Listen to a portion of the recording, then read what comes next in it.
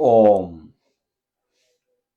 ओम श्री सद्गुरुदेव भगवान की जय। बोलो जय सिया राम, जय जय सिया राम। सज्जनों, आज की भगवत चर्चा में कुंभ का मतलब हम लोग समझेंगे। कुंभ माने क्या होता है, और अमृत जो 4 स्थान पर छलका था उसका पूरा इतिहास हम लोग जानेंगे। तो सबसे पहले कुंभ, कुंभ का मतलब क्या होता है? तो साधारणतया अर्थ में कुंभ का मतलब होता है घड़ा। और घड़ा आप लोग जानते ही हैं, उसमें पानी भरा जाता है। आजकल तो बोतल, बाल्टी, तमाम चीजें, टंकी, ये सब हो गई पानी भरने के लिए। पहले जमाने में घड़ा, कुंभ का मतलब घड़ा, और पानी उसी में रखा जाता था। तो ऐसी मान्यता है कि घड़े में ही विष भी निकला था और घड़े में भी अमृत भी निकला था।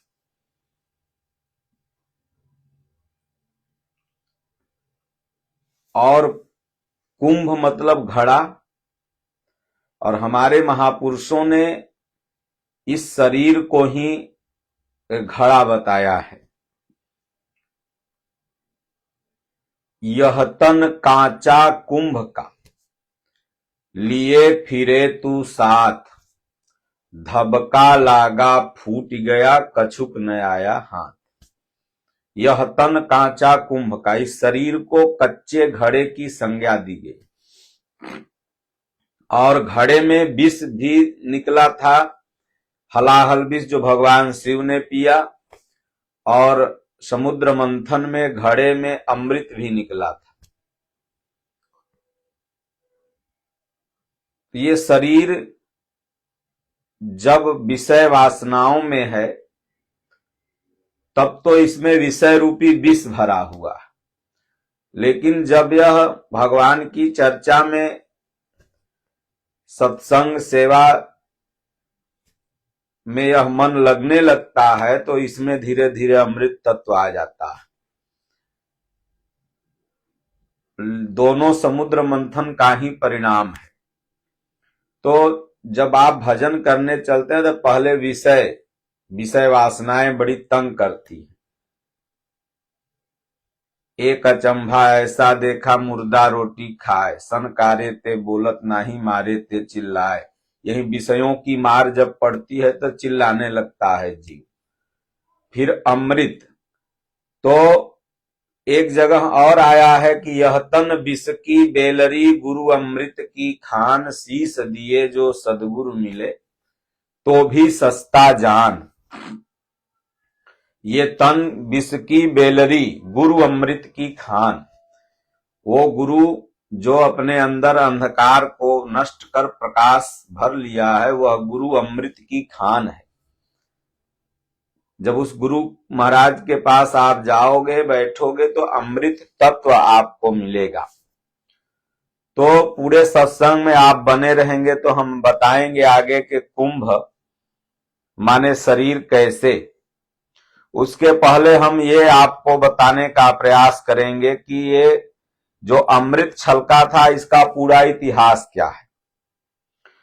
तो जैसा कश्यप मुनि का नाम हम सब लोग जानते हैं, हमारे सनातन संस्कृति के इतिहास में है। और कश्यप मुनि की 2 पत्नियां थी, विनीता और कद्रु।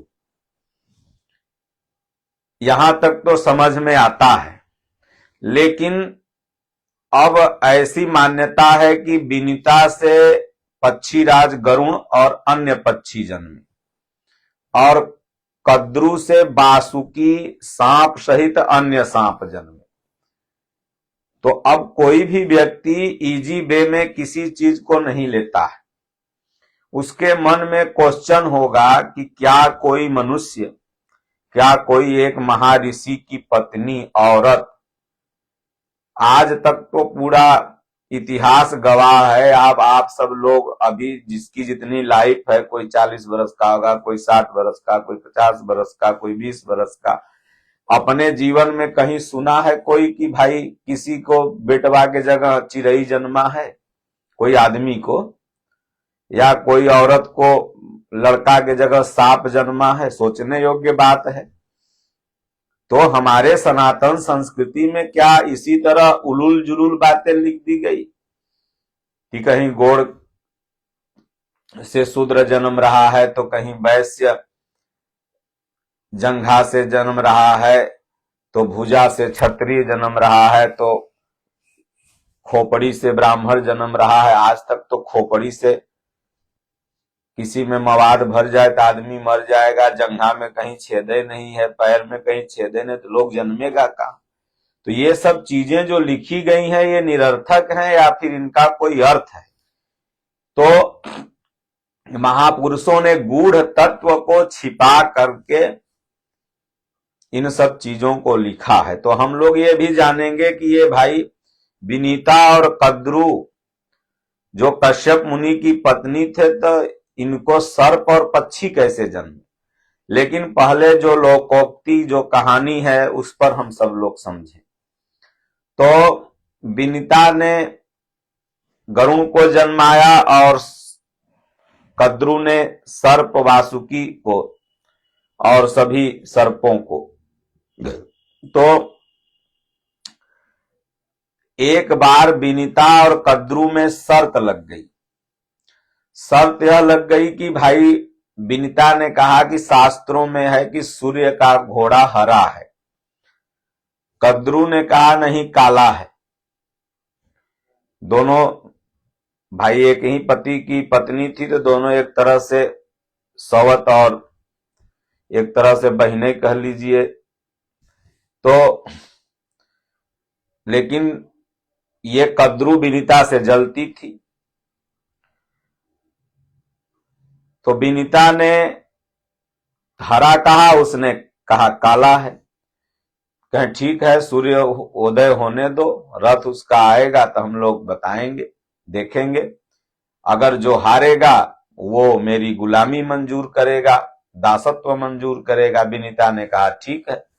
विनीता तो शास्त्रोक्त बात बोल रही थी, लेकिन जब सूर्य नजदीक आए तो कद्रू ने अपने सभी बच्चों को कहा कि जाके घोड़ों को लपेट लो। तो जब सारे सर्प घोड़ों में लपेट गए तो घोड़ा काला दिखने लगा। तो विनीता बेचारी शर्त हार गई, वो दासी बन के रहने लगी। तो जब पक्षी राज गरुण थोड़े बड़े हुए तो अपनी माँ से पूछा कि माँ, आप इतनी चिंतित क्यों रहती हैं? आपको इतनी बड़ी माँ वो डांटती क्यों रहती है? तो उन्होंने कहा कि भाई मैं उनकी दासी हूं। बोले आप दासी कैसे बन गई? तो बोले इसी तरह से, ऐसे ऐसे घटना घटी थी। तो गरुण जी ने कहा कि अच्छा, एक बार फिर आप शर्त लगाओ, क्योंकि गरुण पक्षी को देख करके तो सर्प नजदीक जाते ही नहीं है। तो शर्त फिर विनीता ने लगाया कद्रू से। तो कद्रू ने कहा कि देखो, इस बार हारोगी तो डबल तुमको दासत्व ग्रहण करना होगा। उसने कहा ठीक है। फिर अपने सर्पों को बोली कि जाओ लपेट लो। तो जब गया सर्प लोग लपेटने घोड़ा को, तो वहां गरुण जी पहुंच गए तो सर्प भागने लगा। तो कद्रू ने कहा कि देखिए, तुमको हम दासत्व से तब मुक्त करूंगी जब तुम्हारा बेटवा अमृत ले आए स्वर्गलोक से और हमारे बेटवन के पिला दे। देखिए कि हमारे बेटवा सब अमर हो जाएंगे तो ये लिपटे रहेंगे और ये शर्त हार जाएगी, घोड़ा करिया का करिया रहेगा। नहीं तो ऐसे तो ये भाग जाएंगे सब गरुड़ पक्षी को देख करके, क्योंकि गरुण जी ने ही तो नागपाश भगवान राम का काटा था। तो गरुण जी ने कहा भाई, अमृत तो मैं ले आऊंगा, लेकिन पिलाने की जिम्मेदारी मेरी नहीं रही। मैं ला के रख दूंगा और तुम लोग अपना पी लेना। सांपवन सबको कहा। कहे ठीक है जाओ ले तो आओ। तो गए स्वर्ग लोक से अपना अमृत का घड़ा उठा लिए। अब सोचने योग्य बात है कि पक्षी और घड़ा कैसे उठा सकता है, तो आगे हम बताएंगे।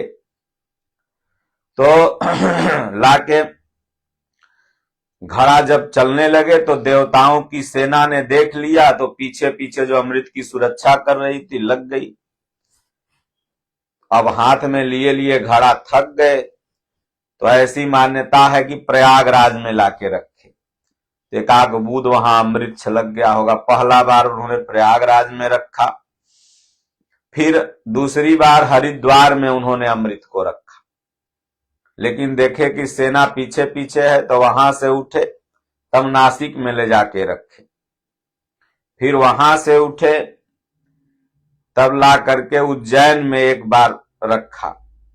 फिर उसके बाद वहां से आए तब कुश का आसन लगा के वहीं जहां सर्प सब थे वहीं रख दिया। और तब तक देवसेना आ गई, अमृत लेकर के चली गई। तो सर्प लोग पी नहीं पाया, तो सर्पों ने सोचा कि यहां अमृत रखा था कुशा पर, हो सकता है कि कुछ एकाग बूंद गिर गया होगा तो हम लोग पिएंगे तो अमर हो जाएंगे।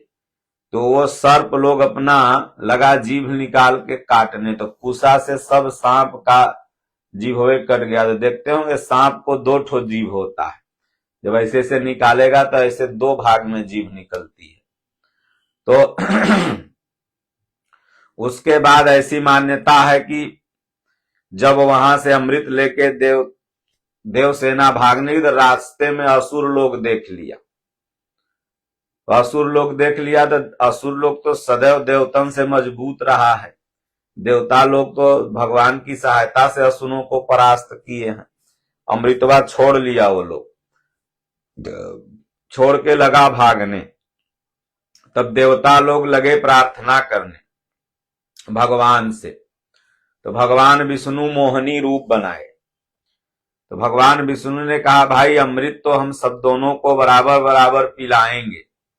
तो असुरों ने कहा कि पहले हमको पिलाइए। तो भगवान ने कहा कि शर्त रहेगा, हाथ को ऐसे मोड़ना नहीं है, और बिना हाथ मोड़े अमृत पीना। तो सब में बांस ऐसे लगा के फट्टी से बांध दिए, ऐसे अंगुरी न मोड़ पावे। तो अमृत भगवान ऐसे गिरावे तो ऐसे वो लोग उठावे तो कुल माथा के पीछे गिर जाए देवतन असुरन के। तो असुर लोग अमृत नहीं पी पाए। तब भगवान देवताओं की बारी आई, तो देवताओं लोग का हाथ बनवाए। तो देवता लोग दिमाग लगाए, तो 2 लाइन में बैठ गए। तो ऐसे न करके इधर वाला उधर कर दे, उधर वाला इधर कर दे, तो सबके मुंह में अमृत चला गया। इसका भी मतलब बताएंगे आप लोगों की, भाई ये असुरों का पीछे क्यों चला गया, देवताओं का अंदर क्यों चला गया। तो इस तरह से मतलब के ये आख्यान है कि अमृत देवता लोग पी लिए, असुर लोग नहीं पी पाए।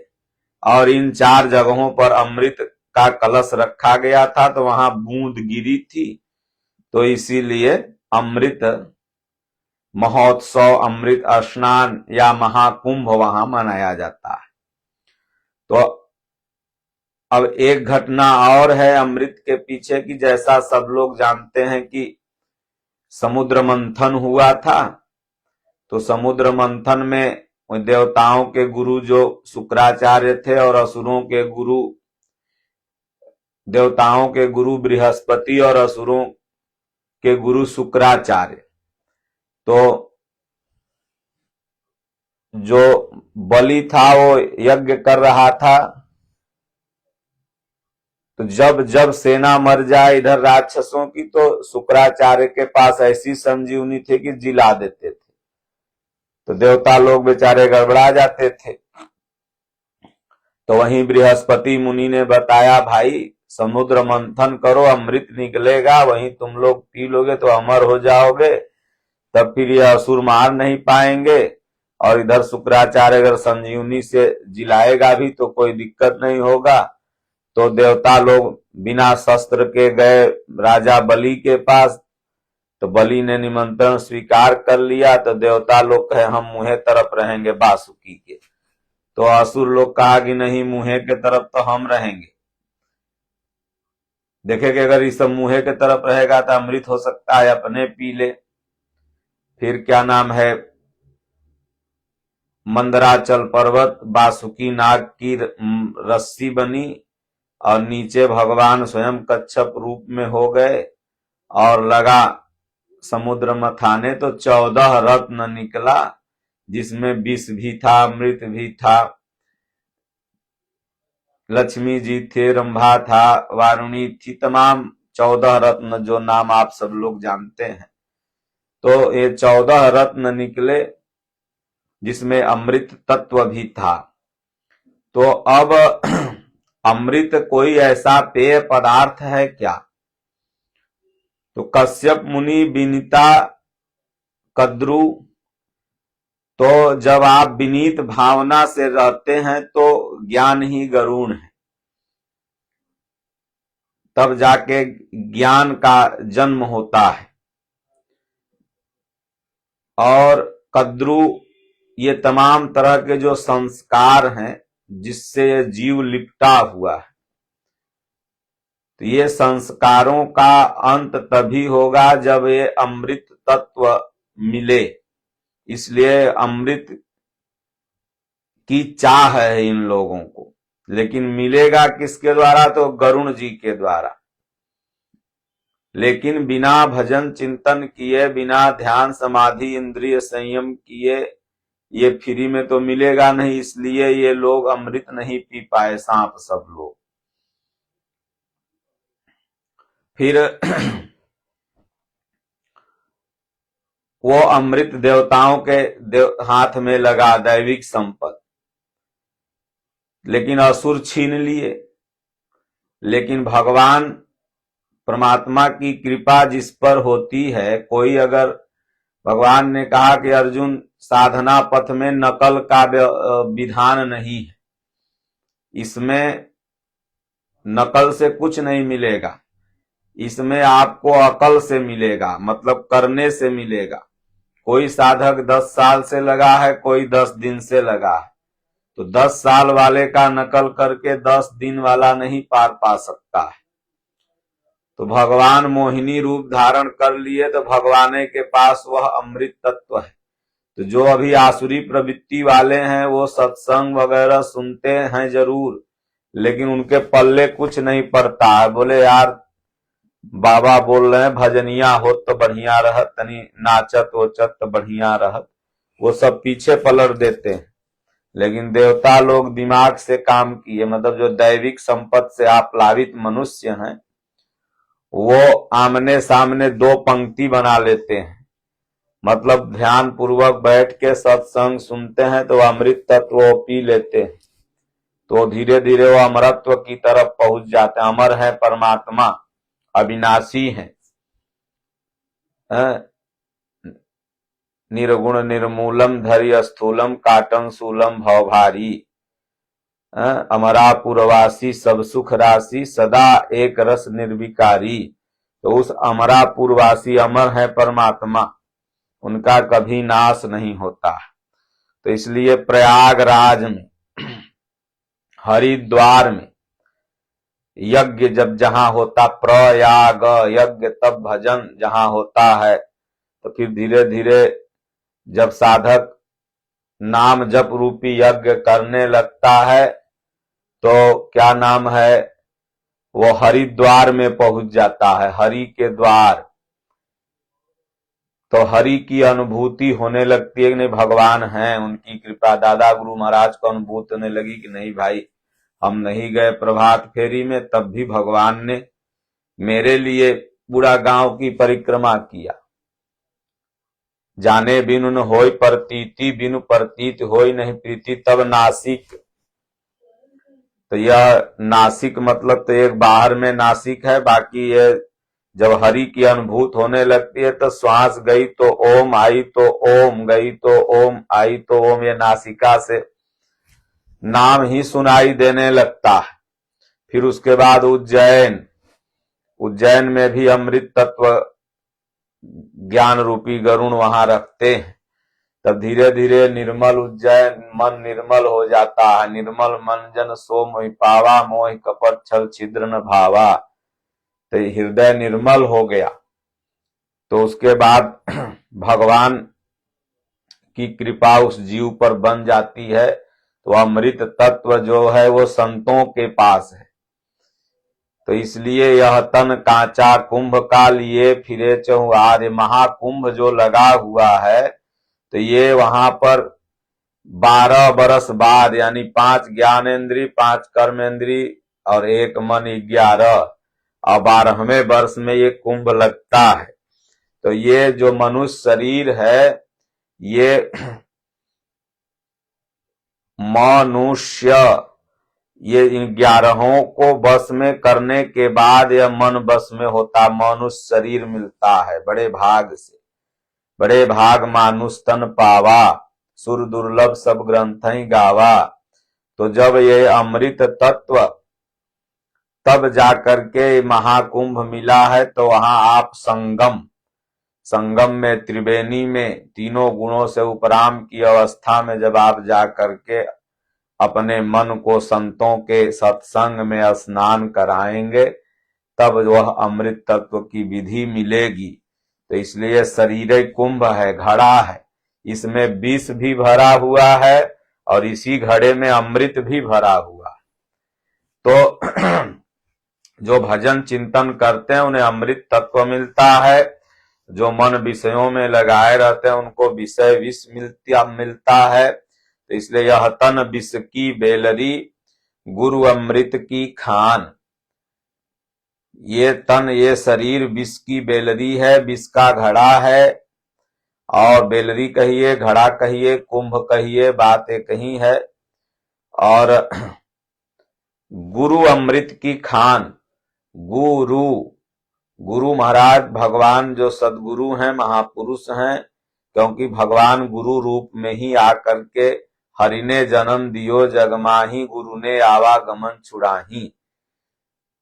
गुरु अमृत तत्व देता है, इसलिए गुरु को अमृत की खान कहा गया। गुरु अमृत की खान, अमृत का घड़ा है, अमृत का खान है, क्योंकि वो विषयों को नष्ट कर चुके हैं। उनके शरीर में केवल अमृत तत्व भरा हुआ है, वो परमात्मा भरा हुआ, वह ज्ञान भरा हुआ, इसलिए अमृत की खान है। और वो किसको मिलता है? तो ज्ञान ही गरुण, वो ज्ञानी व्यक्ति को ही मिलता है। और शीश दिए जो सदगुरु मिले तो भी सस्ता जान, शीश देना पड़ेगा वहां। उस अमृत तत्व को प्राप्त करने के लिए छल से नहीं, बल्कि वहां शीश दो।